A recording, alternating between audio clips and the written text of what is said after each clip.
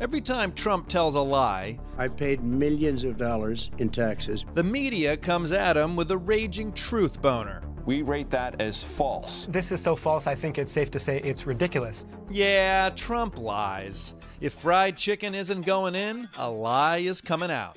But I wanted to dig a little deeper. So for the last presidential debate, I gathered 3 professional liars. Brett Johnson, former FBI most wanted con man, Timon Krause, hypnotist, and Alexis Conrad, magician and deception expert. I wanted to know, were these masters of deception impressed by Trump's lying?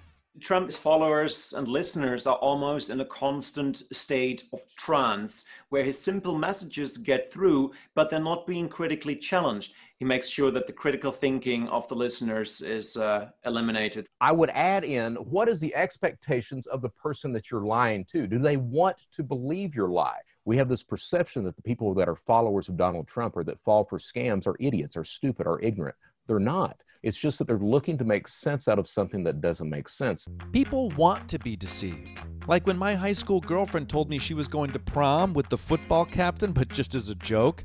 Boy, if that poor guy only knew. In speaking of public humiliation, in the first debate, I thought Trump was a mess. Oh, really? Totally, He no, didn't get Mr. President, it's totally, Mr. President, please. totally ask a question. discredited. But these guys liked his aggressive style. He's just showing confidence and dominance over his opponent, over the moderator, because what he's saying is, I don't care about the rules. Power move. He's saying, I got your debate rules right here.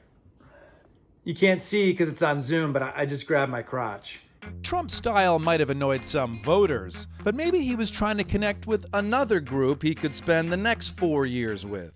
I served 7.5 years in federal prison. What we saw in the debate was basically a prison debate. There's debates in prison? Like podiums in the yard next to the bench press? Sick. No. This is might versus right. Loudness, just boiling over, just steamrolling over your opponent. Brett, you're the only one I'm talking to right now that I can't actually see their background. Are you still in prison? No. And as a professional hypnotist, Timon claims the great Trumpini was using some of his spellbinding techniques.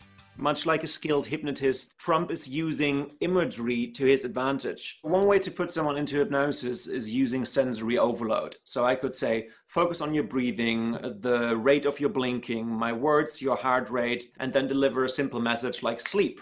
And it's going to go by unchallenged because you're not thinking critically. Trump does that a lot. He says we need better forest management, then suddenly he focuses on the clean forest and the leaves on the floor. At a certain point, his audience is in an almost trance-like state, and he delivers a simple message, something like, and that's why you got to vote for me. No, I'm going to vote for Trump. That's always been my plan from day one. In the most talked about moment of the debate, Trump seemed to whiff on a softball question. Proud boys, stand back and stand by. But these professional liars claim he knocked it out of the park. Trump almost got himself into real deep trouble there. So then what happens is Trump turns into a magician. And he's asked to condemn. Okay, and he uses the word condemn. It's right there. He says, who do you want me to condemn? But in a split second, as if by magic, oh, I'll do that again. Alexis, when someone says, hey, there's just 2 cards there, and when you hit it, you just flit it with your finger. How do you handle that? I say, I don't know what you're talking about. Just denounce the trick, Alexis. And after Alexis finally nailed his card trick, he talked me through how to spot a con on both sides of the aisle. You saw Biden at his best when he talked about that empty chair at the dinner table because you've lost someone to COVID-19. As a con man, you want to put people in a situation, something that is going to be familiar to them. That is a universal image. And I thought that was really clever. Wow, these guys can see through the deception like lines of code in the Matrix. So are they in awe of bullshit's chosen one? Would you vote for Trump because he's a great liar, just like you 3? Or would you never vote for him because he's horning in on what you do?